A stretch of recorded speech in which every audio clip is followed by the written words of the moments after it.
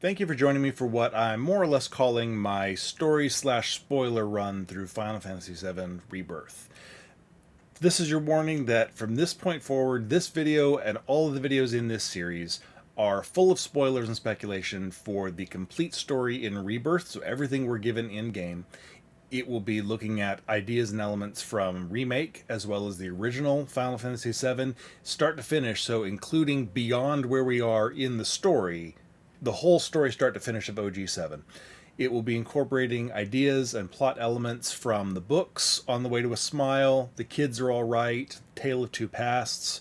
It will probably come up once or twice discussing Advent Children, the movie, and I will give you fair warning, it is such a convoluted story.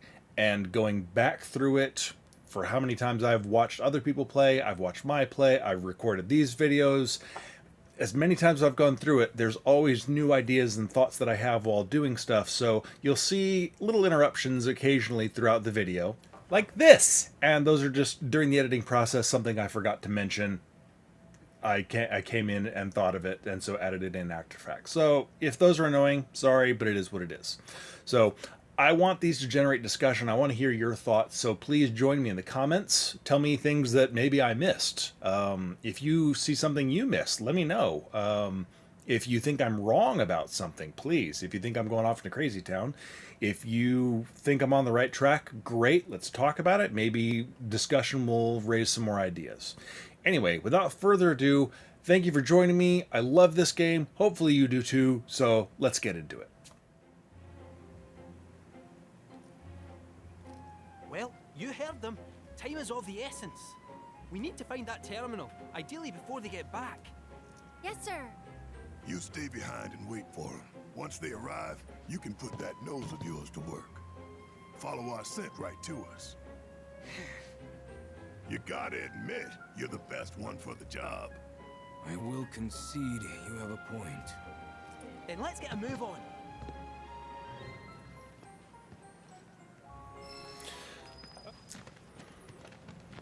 Okay, headed into Shinra Manor now, and there's some pictures here to look at that I saw someone else took a look at, and I don't remember all the things they said, and I know I didn't stop to take a look at them, so I want to take a look now, because I think some of them were interesting if I remember right. They pulled out all the stops decorating this place. Definitely seen better days, though. Ah, what's a few cracks between friends? It's almost 50 years old. This can't just be a fancy house. I'm gonna go out on a limb and agree with you there. The village is practically drowning in a sea of black robes after all. So what if it is? Well, it would add weight to the rumor that Hojo used to conduct experiments here. Doubt it's just a rumor. Okay, let's take a peek here. First of all, we have a clock without hands, which, again, I don't think signifies anything. So this would be just the entrance to Nibelheim.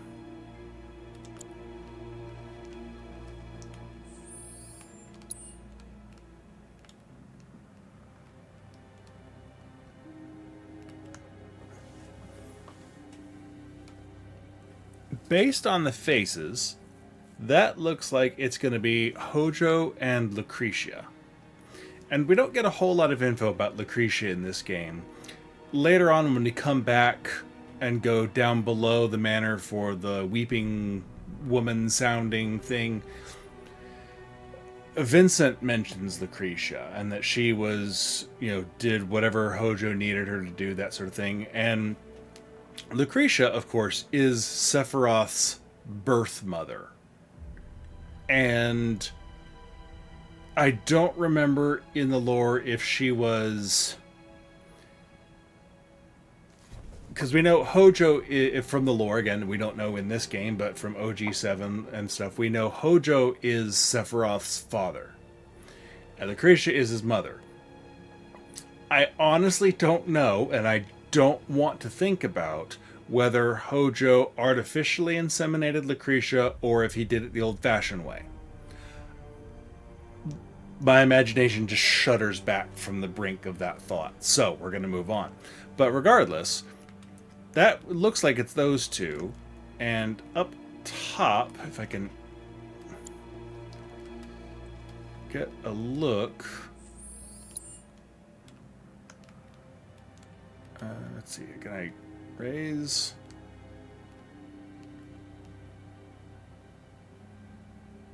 The image there, you can't really tell who that is. They're in a suit, so it could be a Turk, or it could be President Shinra as a younger man. It's not really clear who that is. If you know who that is in the picture from somewhere else, please let me know in the comments, because I can't really tell from here. But the other one, based on the faces, that sure as hell looks like a younger Hojo, which would mean the woman sitting next to him is Lucretia. Now that is a picture of fruit. Very interesting there, I'm sure. Random woman. There's another picture up top. I think that's just a repeat of the Hojo one. Right?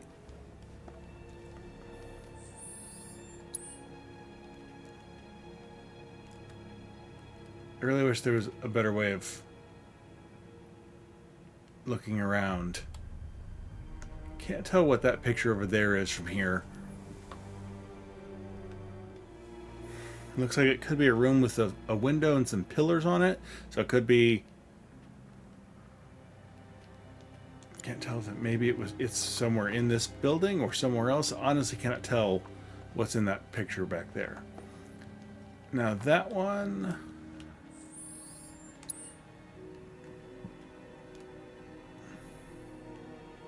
What is that?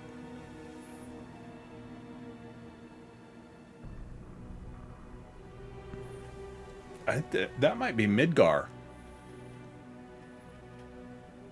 For lack of anything else. I mean, a painting, but I mean, it certainly looks like a big round structure.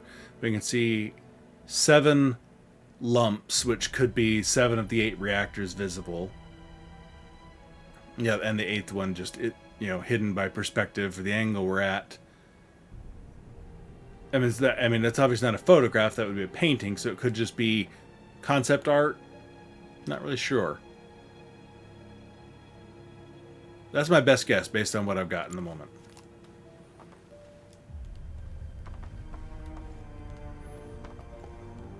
Random picture of the Nebel region.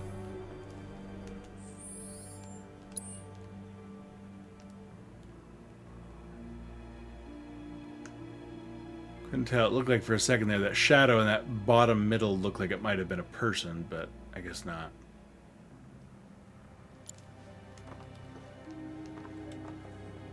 More fruit. More fruit.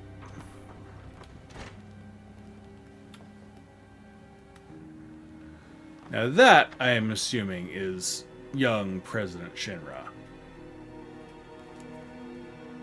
Because 50 years ago, that would have been him at a relative... Yeah, well... I don't know. How old is President Shinra? So, President Shinra was born in 1940, which would mean at the time we knew him, he would have been 67 years old. So, 50 years before that, he would have been 17, which again lends some credence to the theory of, and I haven't mentioned it in a while, that President Shinra is Cloud's father. Because he's right about at that age where, he's a 17-year-old, he has power, very little accountability, and he's in small town, and here comes pretty Claudia. I mean, stranger things have happened. And until we get the 2 leading contenders for being Cloud's father, if it has to be anybody, are President Shinra and Glenn Lodbrok. I don't know that... the question's never been officially answered as far as I know, so him being Rufus's half-brother, there is some theory, and I've mentioned it in previous videos, there is some credence to that theory. So, but yeah, so the fact that he's here at a young age, that is almost certainly who that would be. Interesting.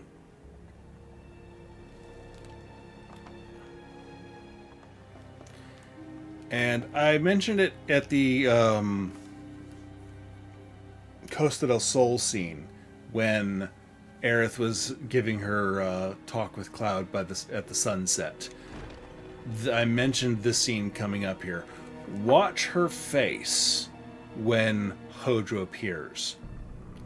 This is the closest and, a clearest example we ever see of Aerith hating someone. And at this point in the story, she hates Hojo. And that's not an emotion you normally associate with Aerith, except with regards to Hojo. I don't think she hates Sephiroth. She thinks he's wrong. She is fighting with everything she has against him in all versions of herself, in all worlds, etc. I don't think she hates Sephiroth, though. She is determined to stand against him with every fiber of her being. But Hojo is the only person that she hates.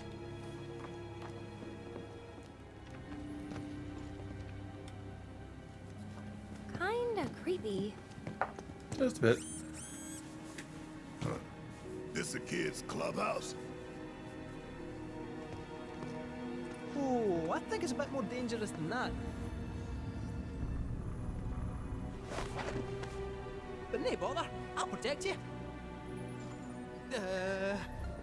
Hello and welcome to Shinra Manor. Trespassers.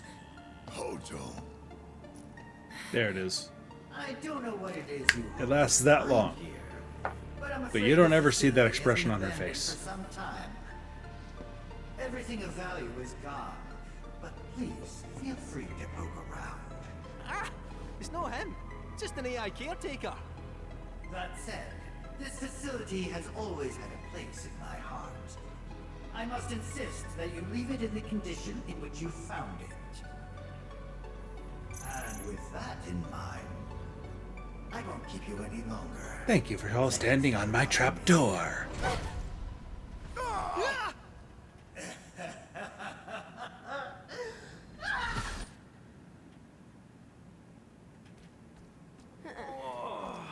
That was a sore one. Huh? Don't walk into the light, Barrett! That shithead is gonna get it.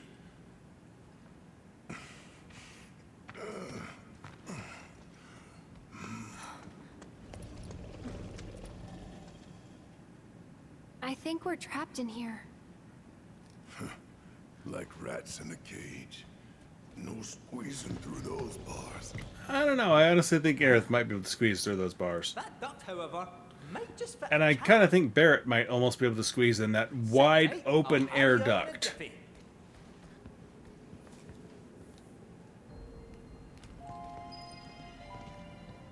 Aerith could certainly fit in there. Barrett could, squish in. He'd have a hard time with the corners, I'm sure, but... Okay, now it's time for the box throwing. I'm not looking forward to that part. I will fast forward to the point where something interesting happens, and there's something to say about it, which will almost certainly not include throwing boxes. See you in a second.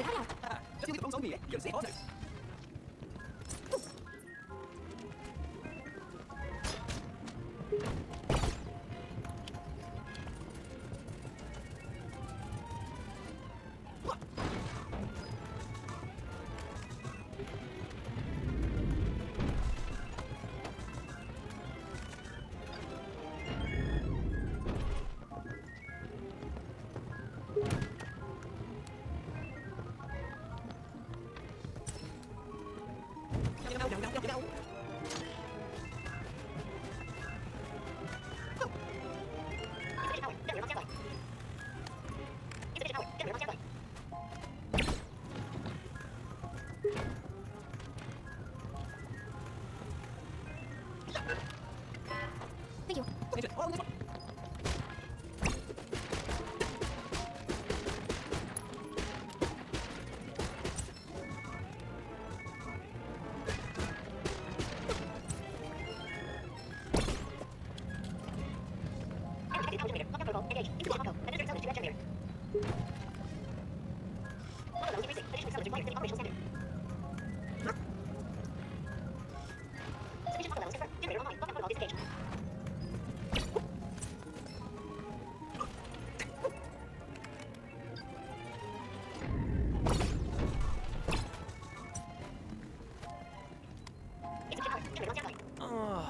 sounds about right. Switching ventilation system to maintenance mode, enabling duct access. Please commence. According to this, that generator's somewhere upstairs. Of course. Well, nothing else for it. Back into the air ducts I go. Sure you'll be okay? Positive. I'll be in and out before you know it. Don't have too much fun without me. I will admit all the box throwing goes a lot faster when you already know exactly what to do and where to throw and what you can pretty much ignore, but...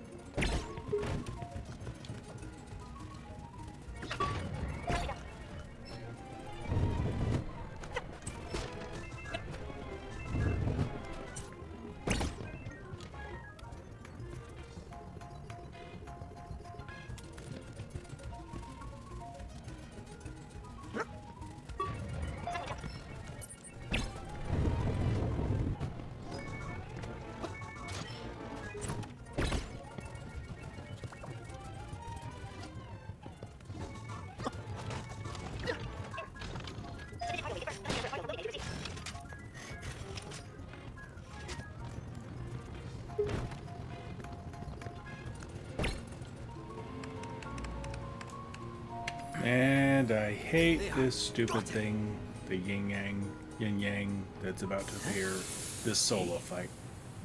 What now? See you again in a second.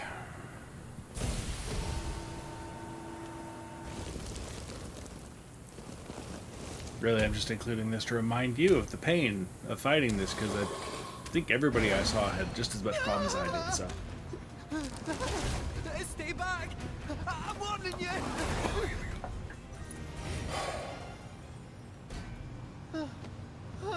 That's over. Never again. You okay? Okay. Ah, all the better for a wee lie down. Just a wee bit of story here So before then, we get back to fighting, onwards and upwards. finding and fighting Vincent.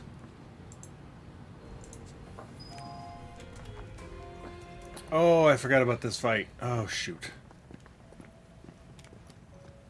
Oh, boy. Okay, this might take me a second to rejigger things specifically for this fight, so I'll be back in just a second. Alright. I remember the code here. Which, I gotta say, I absolutely freaking love that they reused the code from OG7 Shinra Manor. I thought it was a brilliant way of doing this and including that. It also was a legitimate way to give all OG7 players the willies as far as what was coming up next, because nobody liked that fight against this thing inside the safe. And, oh, it was such a pain in the ass.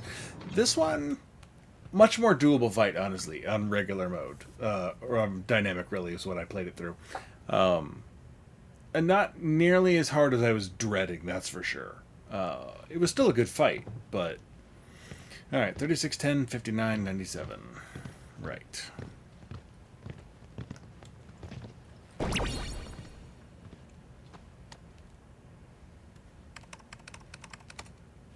Ah, for crying out loud! What is it this time? You'll require the password to proceed.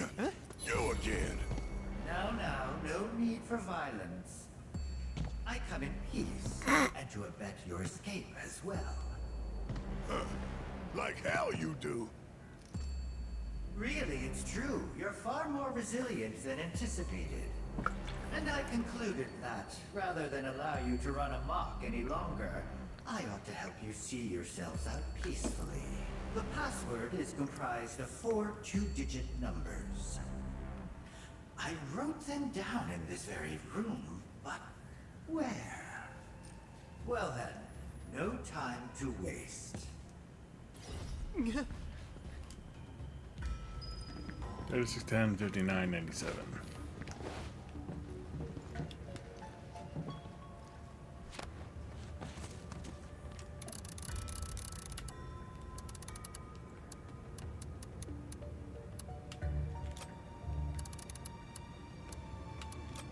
Nope.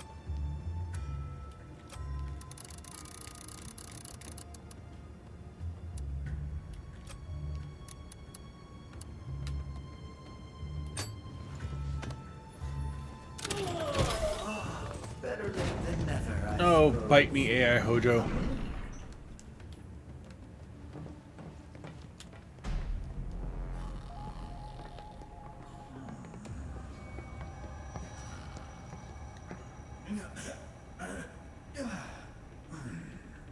Oh, how forgetful of me. This area is off limits to any unauthorized What? The AI personnel. Hojo set us up to A die? rather unruly failure. No.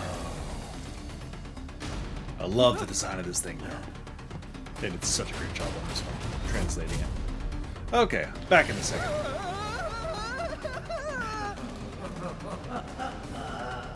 And so, I'm afraid you'll have to dispose of it. Try not to die. Okay. How wasn't he built for this Big kind of Fugly thing? dead. Excellent work dispatching that fiend. Thanks to you, the manor is a little more neat and tidy. All well-earned praise aside, since that nettlesome test subject is finally out of my hair, I have no further reason to remain here. It's been nothing if not entertaining. Until Oh, we I don't meet like seeing again, his eyeballs in that hologram. exterminators. That smug asshole. Next time I see him, I'm ramming my fist right through his face. No, Agreed. ram the bullet thing Agreed. into his face and then pull the trigger a bunch of Best times. get going. The terminal's waiting. Fist would hurt him, but probably not kill him. But gun arm to the face with multiple bullets fired inside the face would kill him. Hey guys. We're all staring at the giant hole wondering Well, well, well. Look who the cat What to dragged do? in. Hey there. So, find that terminal? Let's just say Well, we'll we be a bit got distracted. little sidetracked. Well, we can but try again. No sense stewing on past mistakes. Don't you mean right. sense? Not no sense? Die? N-A-E? Whatever it is he always says. Let's see. Turn back.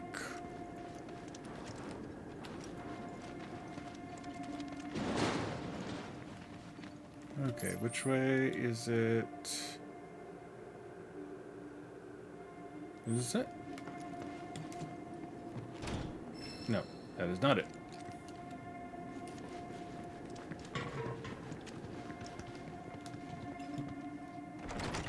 Here we go. Oh, that's right. We go here first, then the other door. I do love the inlay on that coffin. Three-headed dog as the Cerberus, which was the name of Vincent's gun in Dirge of Cerberus. So the name's not just a coincidence. Decor's a bit grim, no? I don't know. Looks like it's decorated for Valentine's.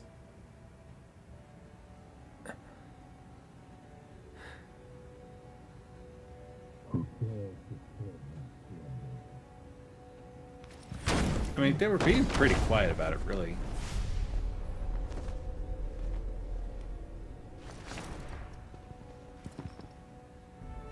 Well, Doesn't matter. Who are you? It is highly amusing watching Valentine. first-timers' reaction to seeing Vincent. The number of women I've seen watch Security. play this, or in chat of people playing this, who are going Why are you here? at his appearance. Be brief. Your terminal.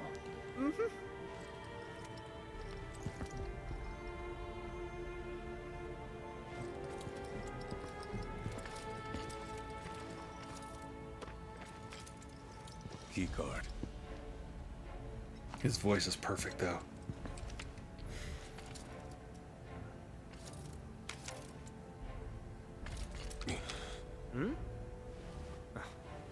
Did you forget to put the batteries in it?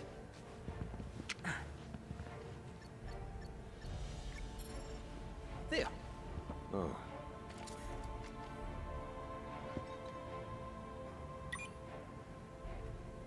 Yeah, for a security guy, he had no idea how to use that thing. Oh, great.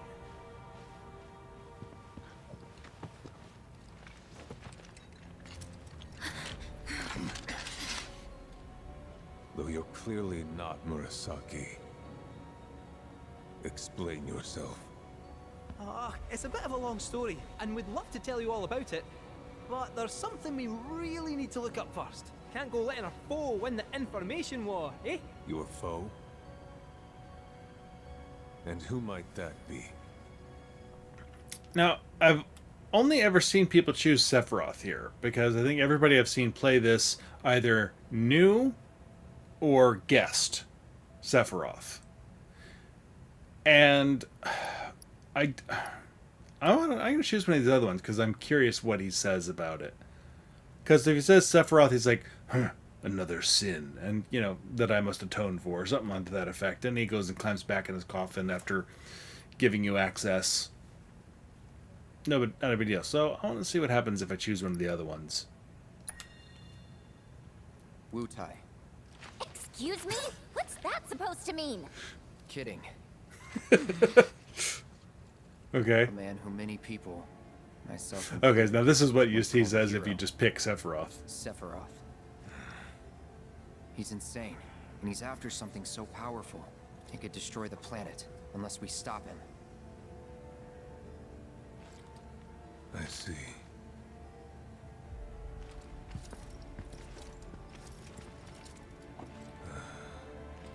I wonder who the other coffin's for. One more sin to atone for.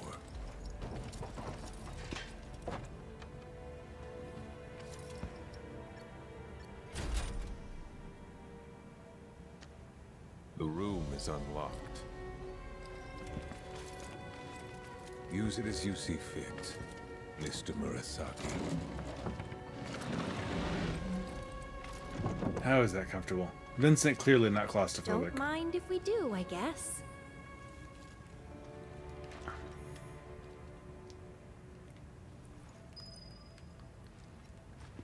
Is this coffin quite a bit the worse for wear? But it makes me wonder who it's for. I'm honestly not aware of any lore reason why there would be a second coffin here. I know when you come down here in Crisis Core, there are multiple rooms that have coffins, and I think they come in pairs. And eventually you find one of them that says, you know, oh, who would be sleeping like this? And you never look at Vincent, even though they crack it open, and then Zack just closes it up again, and you move on. But if you're aware of what this second coffin might be for, if there's a reason for it, let me know in the comments, because I got nothing on that one. Alright. I'm going to poke around here, see if there's anything interesting, and I'll meet you over at the other room. Oh, I need to set my materia, so I'll meet you after I set my materia for the upcoming fight. Alright.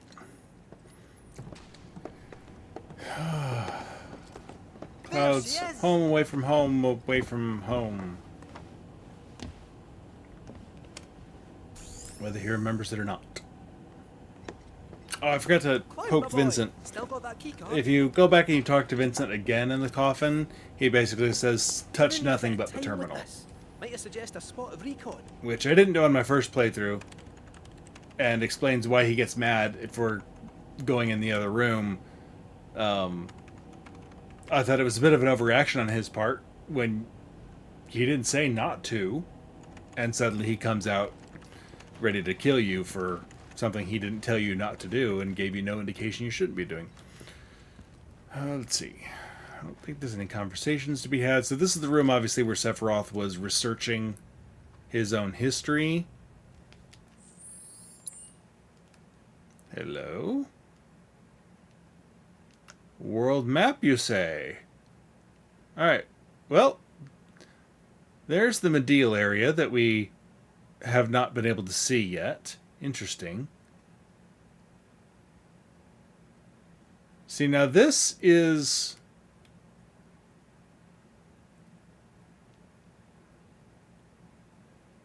this drags the Fort Condor Island down. Well, I guess here you're seeing it. I hate mirrored this way. It drags Fort Condor Island down that way a little bit more than it seems on our map. I think it's really hard to tell. And then we have not seen the Medial area yet, which would also be where Benora is from Crisis Core. And then over here on that far left, the far west, of course, we have the Wutai continent, which most of it is covered up. And we don't really get a view of the northern continent on here. Interesting. Still cool.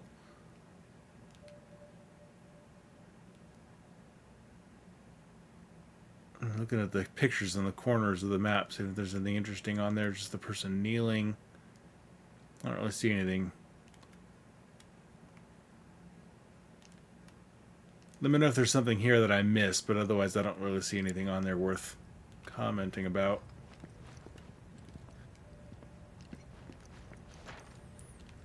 You'd think someone would have come in here and cleaned up after Sephiroth, after all these years, somewhere along the road.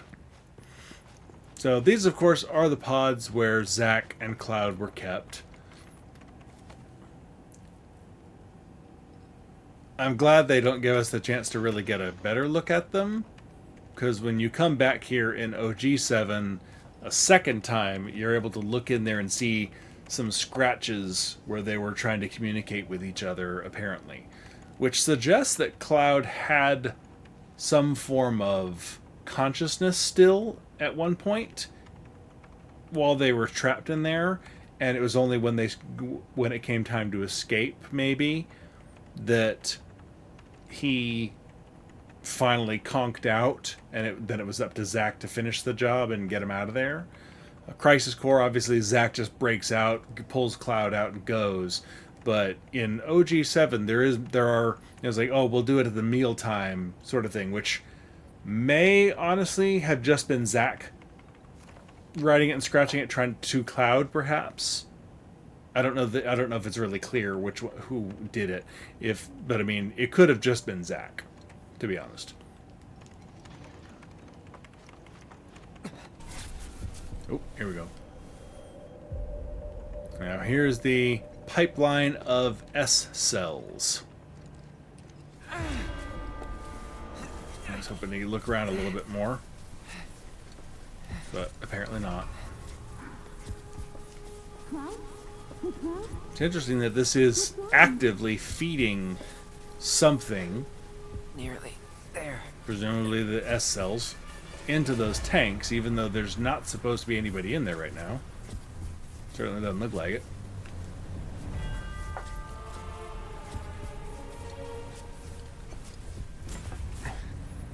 Yeah, so here we have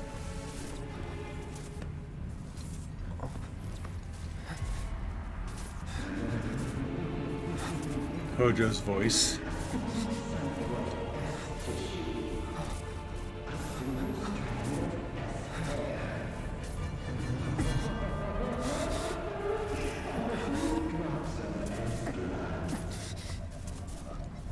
So this is his attempt to create Sephiroth clones directly by using Sephiroth's actual cells and doing some form of infusion process to try and create a Sephiroth clone, which could be what he does to Roche, or it could be, and what he does to Roche could be the upgraded version of this. So this could still be a very basic version, because I want to say Cloud, I could be misremembering this. I want to say Cloud was one of the first attempts at a Sephiroth clone, not just an S-type soldier, obviously, but an actual Sephiroth clone. Because at this point, Sephiroth, for all intents and purposes, and for as far as anybody knows, Sephiroth is dead. By the time Cloud is captive and stuck under Shinra Manor with Zack, Sephiroth's been chucked into the life stream. So, using his cells to try and clone him and make another one, building on the body of an existing person and transforming it, didn't work on Zack because Zack already had Jenova cells infused directly into him because Zack was an S-type soldier. But Cloud was just plain old trooper, and so therefore was able to be imprinted with the cells, but it didn't work on him properly. He is not an actual Sephiroth clone. He is a failed experiment. He gained the body and abilities of a soldier and modeled it in his own brain based on Zack, of course. But the cloning of Sephiroth didn't really take in him as it does with other soldiers who all got number tattoos and such. So I want to say that Cloud was the first attempt at a Sephiroth clone. I mean, timeline-wise, it makes sense, because Sephiroth had literally just died. So, him being an early version, and then, oh, that failed, I'll head back to Shinra headquarters and try new things now. Makes perfect sense from Hojo's perspective. And then just left this running, apparently. It's probably worth mentioning, the term Sephiroth clone gets sort of misused when what you normally think about is cloning. When we think of cloning, we think, Dolly the sheep. It's a genetic copy of that individual, presumably then put it into an embryo, bred up, etc. Or even in more sci-fi terms, it's a genetic copy of that person, multiplied. You get an extra version of them, that sort of thing. That's not the type of clone that Hojo was going for, from my understanding. The Sephiroth clone term is more, he's trying to recreate the circumstances that gave rise to Sephiroth, and using Sephiroth cells, which did get some of the power of Jenova, then he's basically infusing individuals with those cells, trying to give them the chance to take over and affect an existing person. Sephiroth himself was injected with Jenova in utero, I believe. He was the G-types, when Genesis was born, it was actually the Jenova cells were injected into his mother, and then they transferred into him via her. And the same basic thing happened with Angeal. Whereas Sephiroth, they were put directly into him as the recipient. So Lucretia didn't get the the Jenova cells. Sephiroth got them in utero, and so he got them directly, which had different effects then from what Genesis had. But Sephiroth then receiving them directly, that's why S-type soldiers don't degenerate, is the difference in how they get the Jenova cells. So Hojo's not creating more S-type soldiers directly in this methodology by injecting Jenova cells. He is injecting what looks to be, if I'm understanding what we're seeing here, he is injecting Sephiroth's cells. And so it's something very similar, but not exactly the same thing as when he's creating S-type soldiers, is what this seems to me. Because, yes, Jenova had skin, blood, and hair that he could have been taking from her body if, where it was stored in the reactor. But that's not, maybe it's just me. That's not the sense that I got from these tanks. It seemed more like these were samples directly of Sephiroth himself. Because there wouldn't be a reason to take some Jenova hair and blood and skin. They're just using, chunks of her. This is kind of what it seems like at times. I mean, the little quivering mass of purple stuff that Hojo has when he's upgrading Roche. We don't even know what the hell that is, but it's presumably Genova. But, you know, there's not really necessarily, doesn't seem to be a reason to take samples from different parts of her body.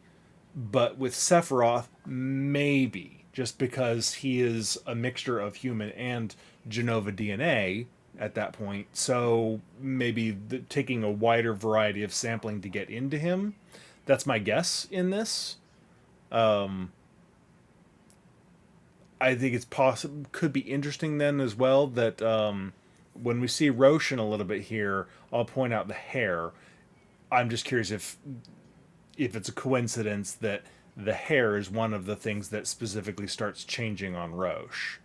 And if he would got this sort of injection that included Sephiroth's hair samples and DNA from them, maybe. But anyway, I just wanted to bring out, because I don't hear it talked about enough, and just the term Sephiroth clone gets used as if these were actual clones of Sephiroth, and it's sort of reinforced by the fact that he quite regularly takes on his Sephiroth persona and swaps himself physically out for that person at times, it seems. Sometimes it's just in someone Cloud's head, and so he's not physically there, but other times he certainly does seem to be physically there and wielding that massive friggin' sword of his. So, but it's not a clone like we would normally think of the term in other sci-fi and fantasy genres, or reality genres for that matter. Cloud, let's get out of here. Oh no. It's almost time to yeet Cait Sith, which is one of the best parts of this whole section.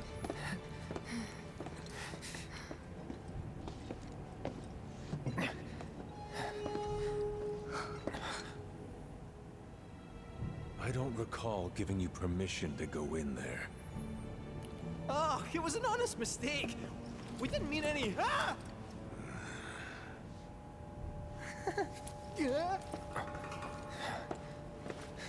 Don't hurt me, please. I can explain. Drop him. Give me back my cat. Why should I? He's trespassing, like you. Save it. I've had a pretty shit day. What a coincidence. So have I. As much as this fight was... There it is. Love it. As much as this fight was a massive pain in the butt, it is a good fight. It's a tough fight. This is frickin' awesome. I love this. But I will see you when this fight's over, because this might take me a bit.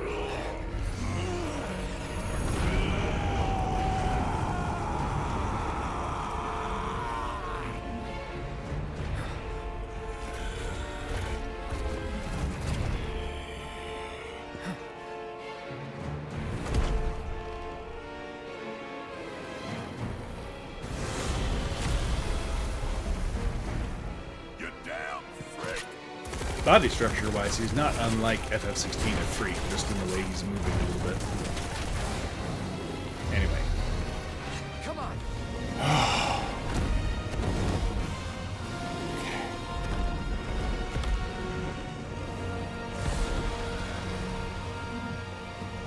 Oh man, can you imagine what Vincent's other limits are going to look like? Or what using him with a limit break is going to look like in part 3? I know your story. Vincent Valentine, former... Probably a smaller version of that, but... Stumbled on your file in the company database. There's a reason you're alone in the dark down here. And that reason has something to do with Sephiroth. Am I right? That's none of your business. I only ask because you might want to come with us. I don't know whether Sephiroth is dead or alive or something in between. Well, he's half the man he used to But be. I do know that if I stick with this lot, I'll find out one way or another.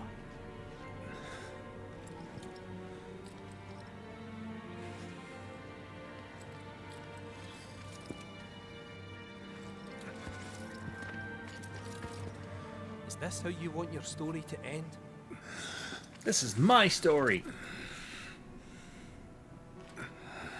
Oh, I saw those sharp canines. Or incisors, whichever ones those were. Get out. No.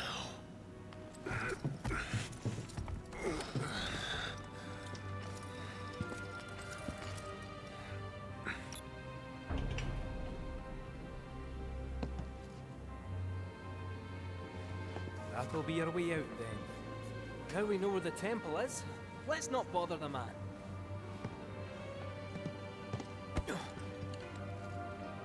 Hey, Space Cadet. Come on.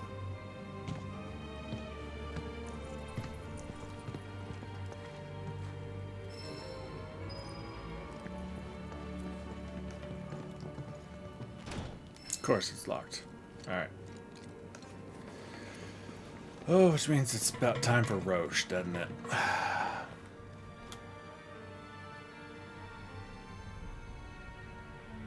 Think there might be top secret material hidden somewhere here? Is that all you ever think about? Well, it's really, really for trying to be helpful.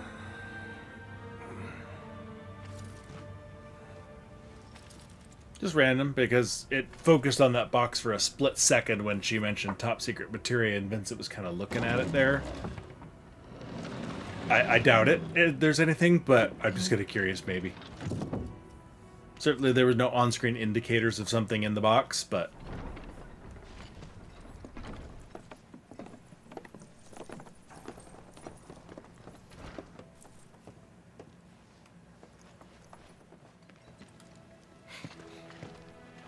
Okay, next stop. Okay, the this temple. first. Hear that black materia? I'm coming for you. Oh man, my rep's gonna go through the roof. Well, it ain't like it could go down. Oh. Oh, it's on. So, where is it? Aye.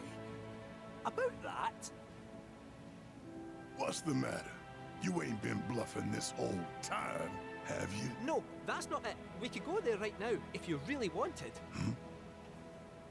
But before that, would you mind a quick trip to the saucer? What? Why would we want to go there? To 'Cause even it's set fun and foot inside games. the temple, we'll need to get our hands on a relic called the Keystone. Trouble is, it's been missing for nigh on 20 years. So, any guesses as to where it was last seen? The gold saucer. I know, it's a stretch, no denying that. But it's the only lead I've got. Then let's follow it. We trust you. You do? Thank you. Thank you. Thank you. Well, if we gotta. Once we're good, let's get a move on. Right.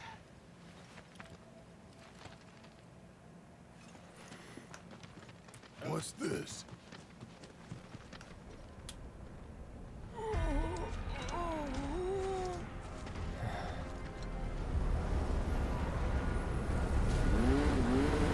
Sorry I'm so late to the party, my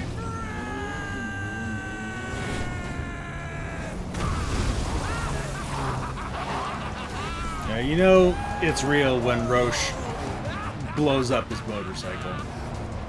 His one true love in this world.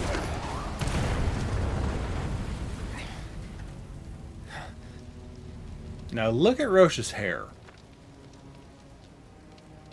Our long-awaited reunion. And now he's seffing out on us. Indicating he is I'm clone. not going with you, so back off. Partially at least. You misunderstand. And you can see it here, it's easier with the full color obviously, but right up at the top there, it's turning gray, white, silver. It's turning Sephi colored hair. So it's indicating an already started process of turning Roche into a Sephiroth clone. Now, I don't know if Hojo's cloning method is starting to actually produce cloning level results. Like, if that is an indication that his body is transforming into a Sephiroth-esque body. Or, because, I mean, it's so hard to see what's under the black robes. But none of the other black robes, they all tend to have what we can see as the blonde. Really, in the women black robes that we've seen now, you could actually see the hair coming out. It was blonde, but not Sephi white or gray, or whatever the hell they say it officially. I've always thought it was like a silvery gray. Marlene says gray. Roche is starting to get that color hair. And so I wonder if Hojo's methods have actually enabled him to start creating something more approaching a true Sephiroth clone instead of these weird, degraded, black-robed people that are not really what he's trying for. I don't know, because Roche is the only one we see like this, and then he immediately gets morphed into a black robe. So it's really hard to say. And again, the fact that their heads and faces and everything is always covered up makes it very hard to get a good comparison for what might be going on underneath there. But he is our sample size of one for what might look like under Hojo's new version of his experiment that works faster, possibly even better. We'll see. I'm defying my boss to be here. See, that's Sephi colored hair up top there. Be denied.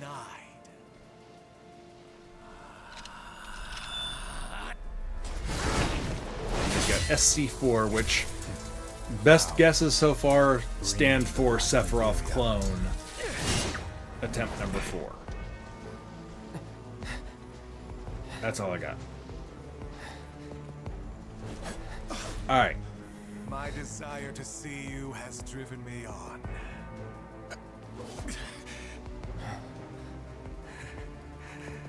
That's what I get for redlining the old engine. All right, my friend, it's the final lap. So let's cut it one last time! See you in a sec. He's mine!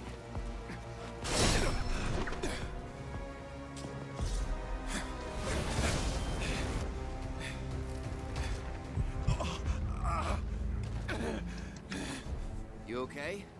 I don't think he is, Cloud. I won't have your pity. This is a race, remember? Come on, Cloud. We're on the home stretch! Whew. Okay. There's no escaping the degradation. And again, degradation comes up, and Aerith, very certain it's not going to happen to Cloud.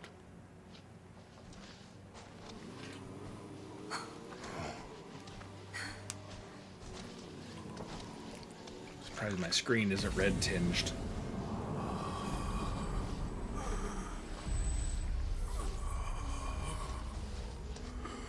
See, now the rest of Roche's hair sure seems to still be yellowish here. So I wonder if the actual cloning process then was interrupted by Cloud having killed him or defeated him. Not really sure what the status there is. That won't happen to you. Don't worry. Yeah. See? She's right. You're gonna be just fine. Come on. The gilded saucer awaits. And the keystone. Maybe I'm reading into it, but the way Aerith phrases that and Tifa jumping in with it have just, they feel like more than just positive thinking. You know, it's, you know, reassuring, no, it's okay, no, that won't happen to you. Like that empty sort of, I don't have anything to back this up, I'm just giving you positive thoughts and trying to reinforce your good feelings and blah blah blah blah blah. Aerith really feels like she's speaking with certainty, and Tifa is on board with that. So as I've been saying all along, I think this is Aerith with enough knowledge of what's going on with Cloud still remaining that she knows that's not what's going on with Cloud, and she has told Tifa enough, because every time it comes up, one or both of those two is the one that says, no, that's not going to happen to you, Cloud. And admittedly, those are the two romance options. Those are the two friends, the one of which is always present during when these things happen and it comes up. But one or both of them is always right there to say, that's not going to happen to you, Cloud. And they're very certain about this. So, at least that's the way I've always read the comments. It's not a platitude. It is a certainty in their voice. Yeah.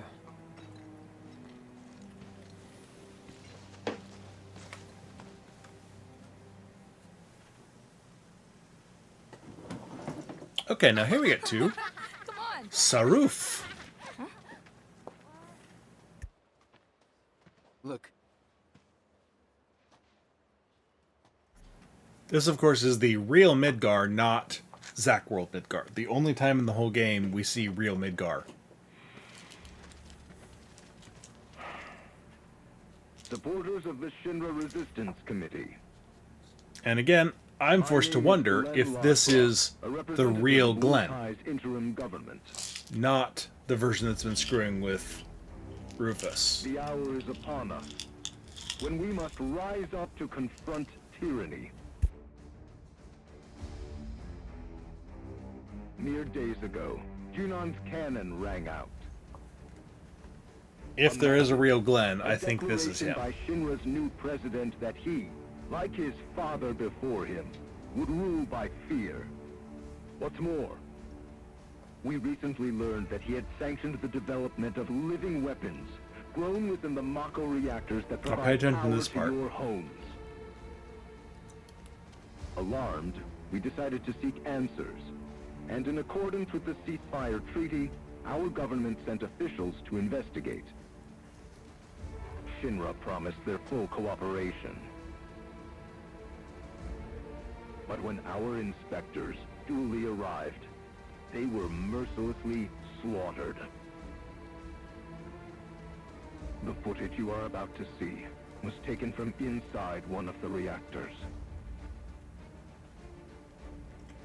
Presumably, the one we just saw. See, look, that is like right as they're walking inside.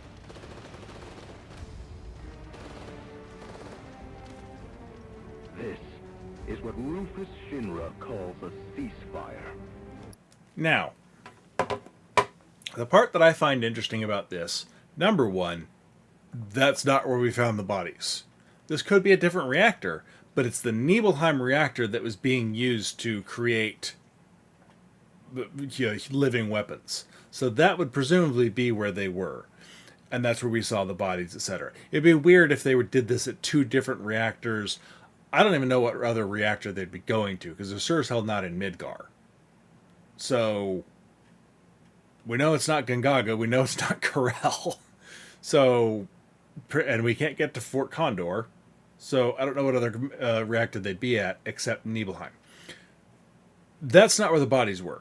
The bodies were all outside. There was one Shinra trooper out there, and then the Wutai soldiers. Second, those are ninjas, or highly trained Wutai soldiers by the appearance of them at the very least, if not full-blown ninjas. They got ambushed really easily and didn't put up a damn bit of fight, did they? I mean, I could understand the first one being shot, but it's one, and then two, and then three, and they're at best they're like, huh?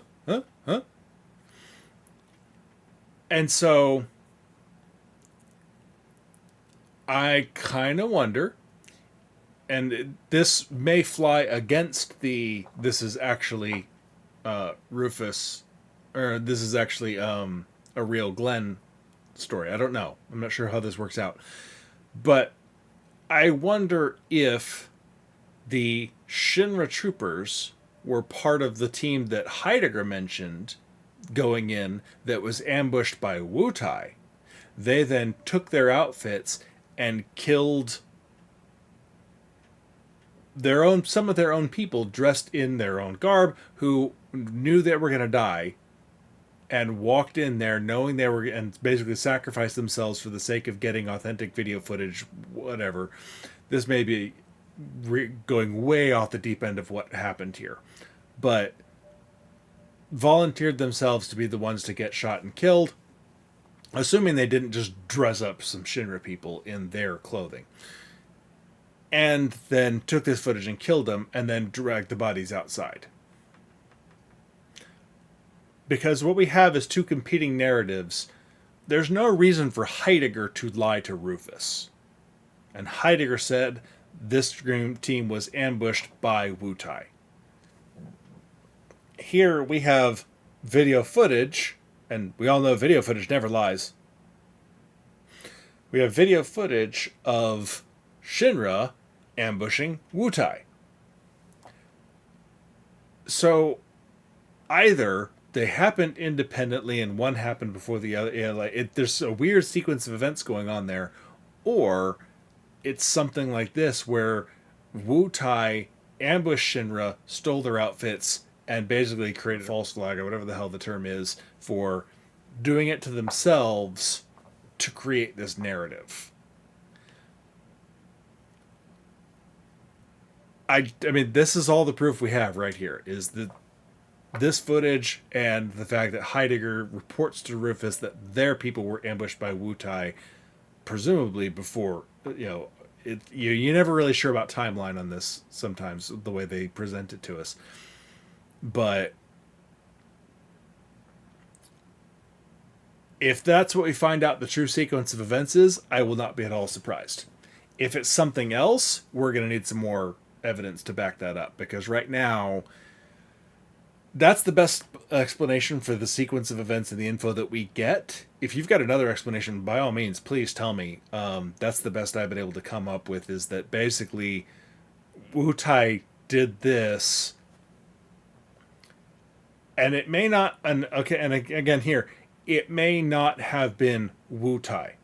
It may have been Sephi Glenn setting this up, or something going on behind the scenes here, not an officially sanctioned action by the interim government to set up this footage to kill their own people for the sake of spreading this war.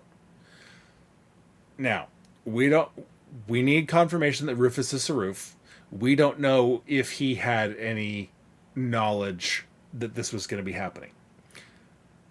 I'm not convinced that there isn't a real Glenn still alive and this isn't him on the screen, and that it's the only version that's fake is the one that's screwing with Rufus. In which case, what's up with this Glenn? And is he being influenced by a Sephi Rufus? That's not outside their own possibilities. Sephiroth having the ability to copy anybody and foment this kind of chaos and discord is exactly Genova's playbook. So Sephiroth playing both sides and impersonating Rufus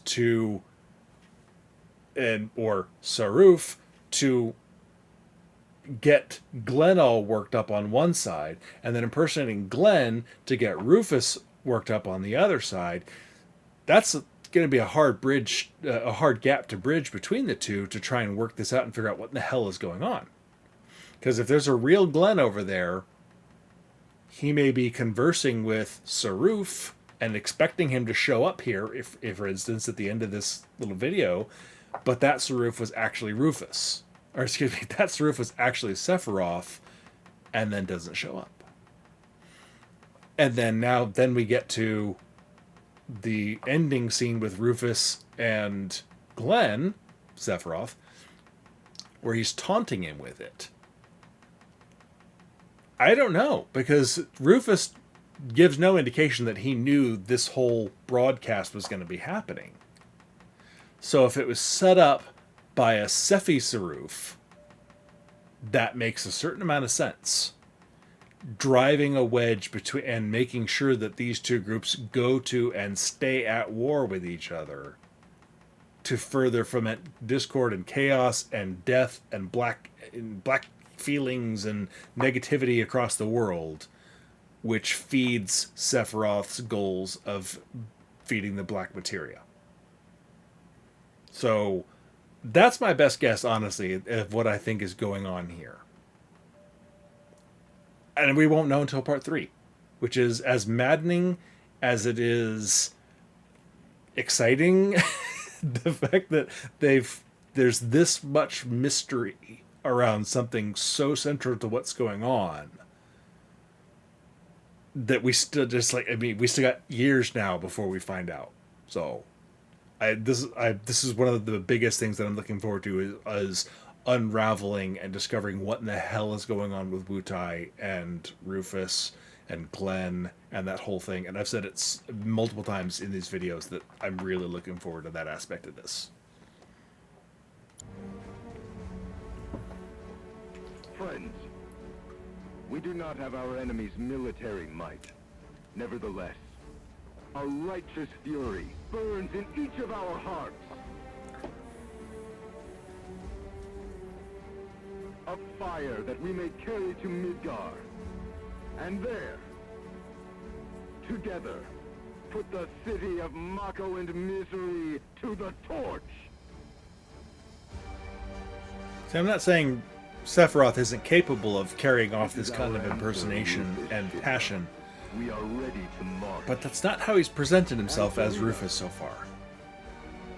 Wutai's commander, Viceroy Sarruf.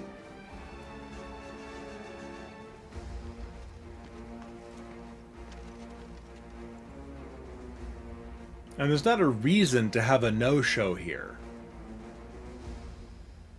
See, Rufus is like, wait, what the hell? Like, there's a little bit of what's supposed to happen here on his face there.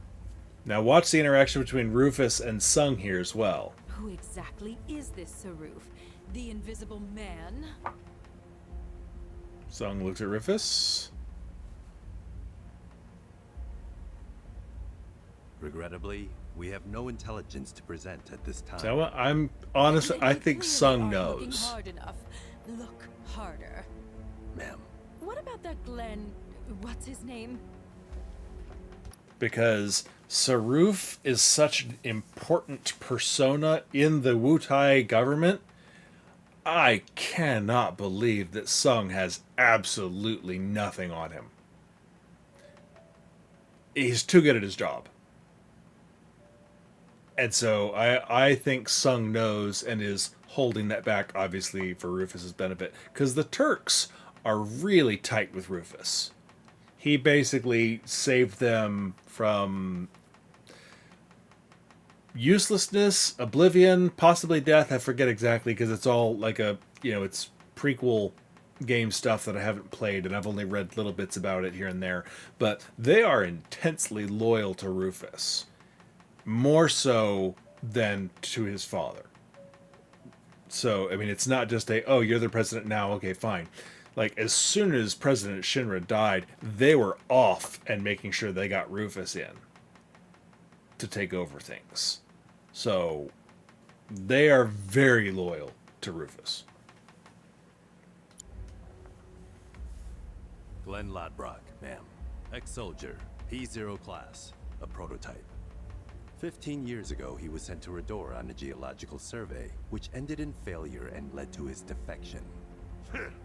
A spineless deserter nursing a grudge, then. Subsequently, Lodbrok took to I the think road, this is where seeking to Palmer forge gives that connections with "no wonder others they who hate shared us" his line. Anti-Shinra sentiments.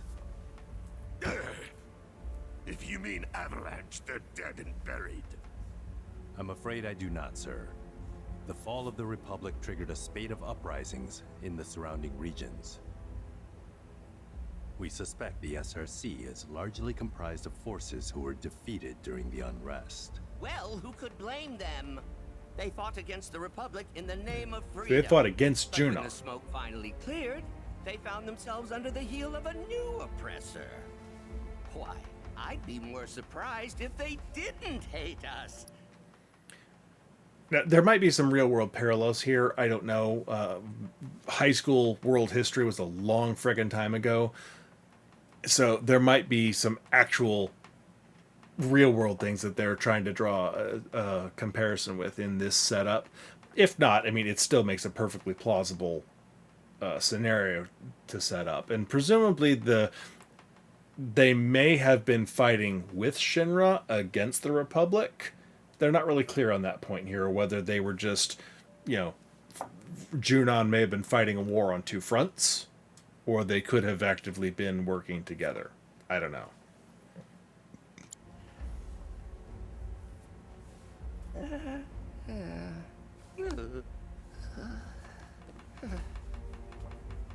Pity about Sarruf. Would be good to put a face to the name. So again, there's kind of a little silent exchange there, and then moving on. The Ancient is en route to the temple as we speak. Pursuing her is our top priority. She will guide us to the Promised Land. One way or another. Regarding the speech, sir, many will interpret it as a declaration of war. Look how disinterested Hojo is. He said previously he's not interested in fairy tales that everyone else is. Meaning the Promised Land. To make a statement. Son, if you would. Sir.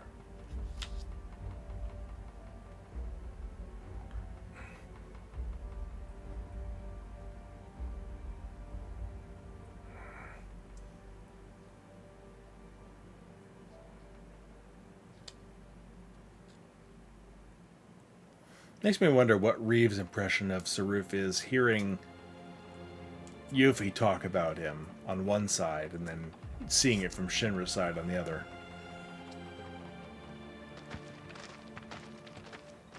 So, how exactly are we supposed to get back to the saucer? With all the mountains and valleys in between, definitely not on foot. It's just way too far. Let's really overthink this, guys. I do love this moment. Hey, Cat, thoughts?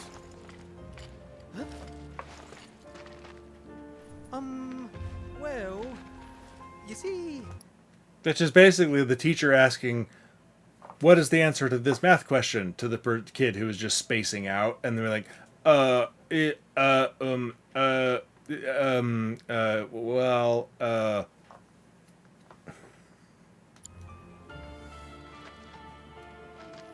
But again, they think really hard about the most obvious solution to their problem that they just had one chapter ago.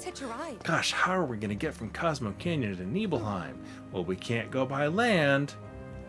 Breaking news at this hour. Breaking news at this hour.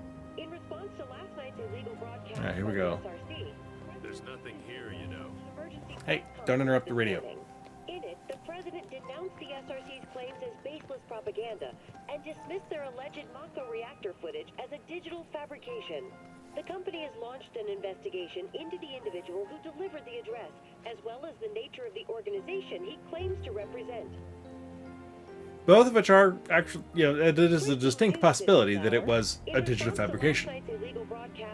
That is possible. Much as we don't want to believe and be on Shinra's side of something, it is possible. Secondly, launching an investigation into the person on there, Glenn,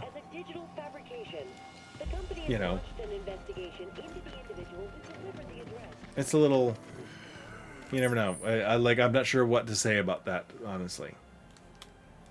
Alright, quick trip over, see Sid, and with one of the few changes to this that I really I don't see the need for and still kind of dislike.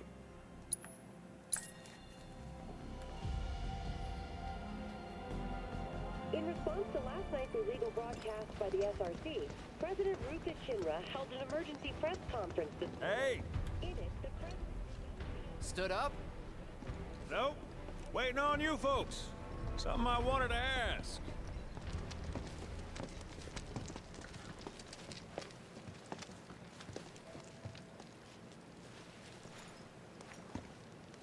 About your mother. Her name's Afalna, right? Maybe. So what?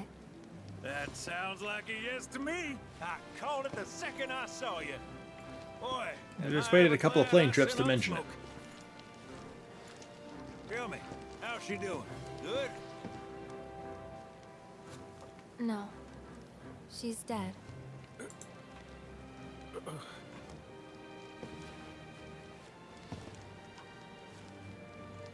You know, the whole reason I joined Shinra was to become a pilot. But I wound up as a gopher for some lazy grease monkeys. Had me running around HQ fixing lights and whatnot. One time, though, I came across a pretty young thing with a little girl in her arms. That was you, wasn't it? Probably. You were knee-high to a tonberry. And I was what? Tall as a smogger, I'd wager.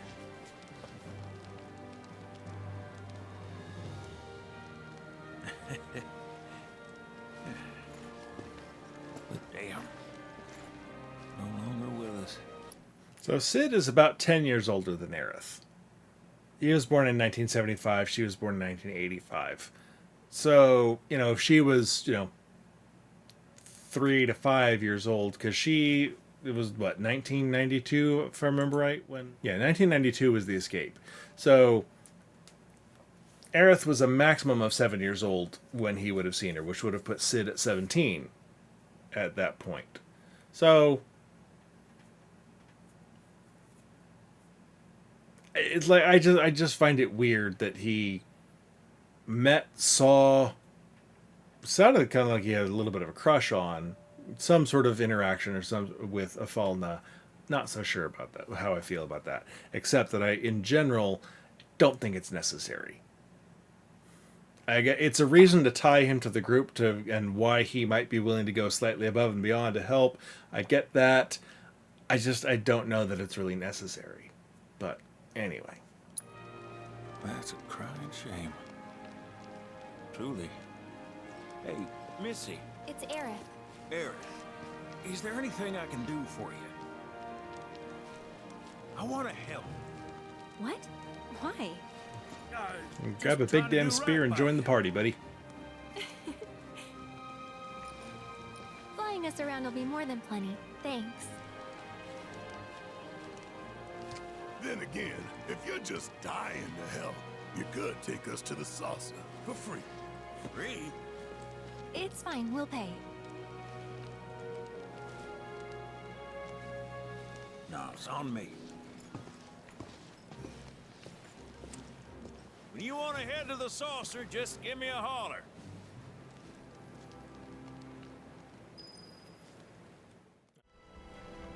Okay, and ready to start finishing off this chapter, and then get into the next one here. Hey, good to go? Let's get a move on then.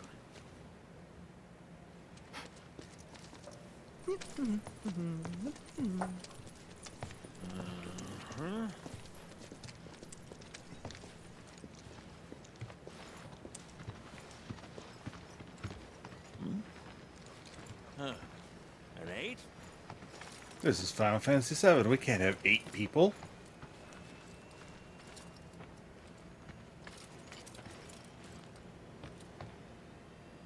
You said that Sephiroth is your foe.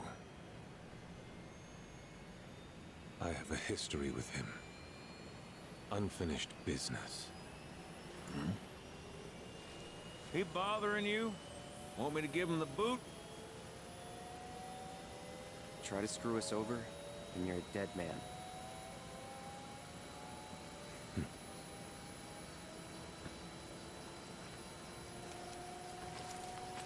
Please, take a seat. We need someone to even further unbalance the plane. Do you think you can manage 8? Ain't gonna lie, that's a tall order for most pilots. Lucky for you, I ain't most pilots. At some point, it really is just about the capability of the plane, isn't it? Not really his skill in flying it around.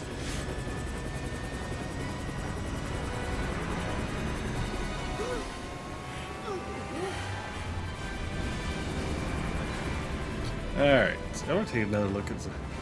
They still got a mountain over there. There is something different about that mountain. Could you tell me a little more about my mom? Sure. I was greener than Mako when I met Afalna. took my heart for a spin. Not you, Sid. Aerith, That's gotta be Wutai way over there. what happened to your mother? She get sick? Doctors always said she had a weak constitution, and trying to escape didn't help. I think she just pushed herself too hard, all so that I could be free. I'm sorry. At least she went out on her own terms. Did she? Even if she didn't, you should honor her memory by enjoying the life she gave you. Yeah. Thanks.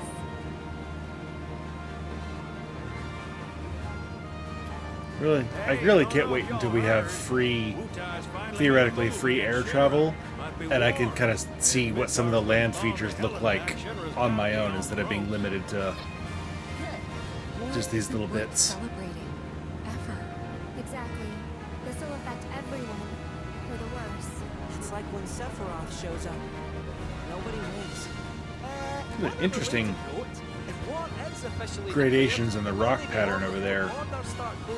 So, if you've got somewhere to be, you might want to get a wee shuffle on. That perfectly parallel series of lines. Sid? Hey, Sid? I heard you the first time. Just sit tight. Everything's under control. Yeah, this is all perfectly normal. Sid? I said just sit tight. This beauty's maintained by an expert and piloted by a professional. Y'all are in good hands. Uh-huh. This, of course, all makes perfect sense. You sure? Because I think that was the engine. Get off my ass and sit tight like I told you to. What was it? Altitude! Oh man, we're screwed! We ain't screwed, people. Hey!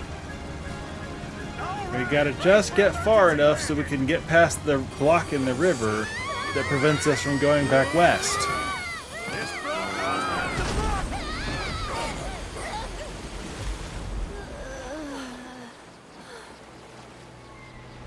Any landing you can swim away from. You almost killed us!